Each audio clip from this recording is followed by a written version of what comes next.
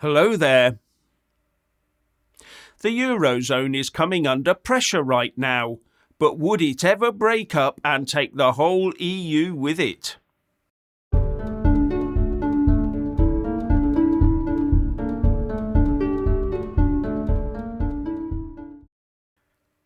Now, if you haven't already done so, please do subscribe, click the little bell, select all, and then like and comment below.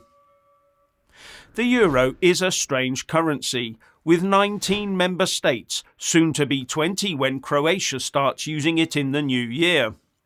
The euro has a central bank that runs monetary policy, but the euro member state banks are still able to print their own money, and each can issue their own sovereign debt. Something that places heavy strains on the currency when times are hard, such as now. Just think along the lines of the SNP in Scotland, Labour in Wales and Sinn Féin in Northern Ireland, all being able to borrow as much money as they wanted by issuing their own sterling debt. And in the eurozone, this has got to the point that JP Morgan, ING, Capital Economics and Barclays all believe the single currency will drop below parity against the dollar within months to a fresh 20-year low, reports The Telegraph.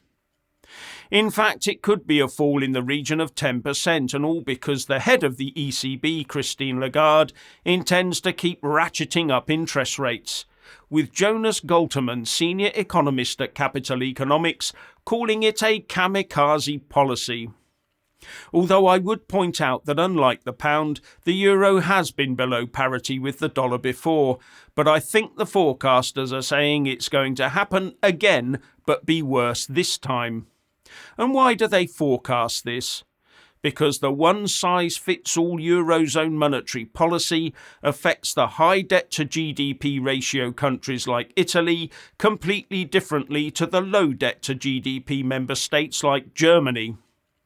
Higher interest rates would favour Germany but punish Italy. At the moment, German 10-year bond yields are at about 2.4% and Italy's are at about 4.5%. But both countries' bonds are denominated in euros. And lower bond yields are better as they signify lower risk. And the ECB has thrown some of its own rules out of the window by buying proportionally more Italian debt than it should do in order to keep the euro show on the rails. And all that threatens the whole eurozone and the wider EU. So there's always talk that the eurozone will only last another decade or so before it implodes. And that could well be true if it was ever allowed to get that far. Because these predictions are always made on the assumptions that no rules or laws or anything will be changed.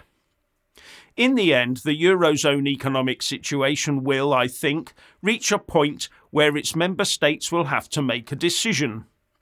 Either call it a day and revert to individual currencies, or go all in and form one economic area called the eurozone with one central bank and one single pile of debt, not an amalgamation of 20 countries' debts, and one debt issuing authority where the yield of that debt reflects the financial state of the eurozone as a whole.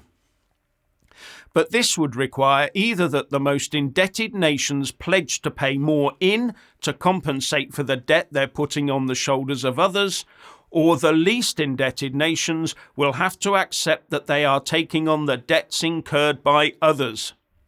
The former would have the more indebted countries squealing, the latter would have the less indebted countries squealing. Now, even one large country like Italy leaving the eurozone would cripple the euro, causing a global economic shock. So shutting it down would probably be near catastrophic for many and risk tearing the EU apart. And the EU eurozone powerhouse of Germany would also be massively affected. So it will never be allowed to happen, ever.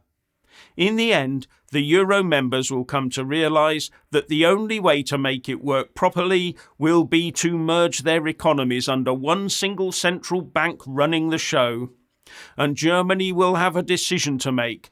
take some short to medium term carnage by ditching the euro to go back to the Deutschmark, or take on other nations' debts and keep the ship afloat. And knowing the score, the indebted nations will not make any promises to repay their debts to the likes of Germany.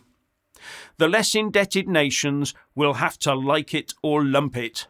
And as some nations continue to need more debt than others, this would become a permanent feature of the eurozone, debt being issued by an arm of the EU Commission and apportioned out to the member states according to need. I do wonder if in the end it will be sold as some sort of eurozone equivalent to the UK Barnett formula. And in the meantime, the ECB monetary rules will be massaged and stretched towards breaking point until that decision is forced on them all. And this will then have further ramifications for tax harmonisation and the like.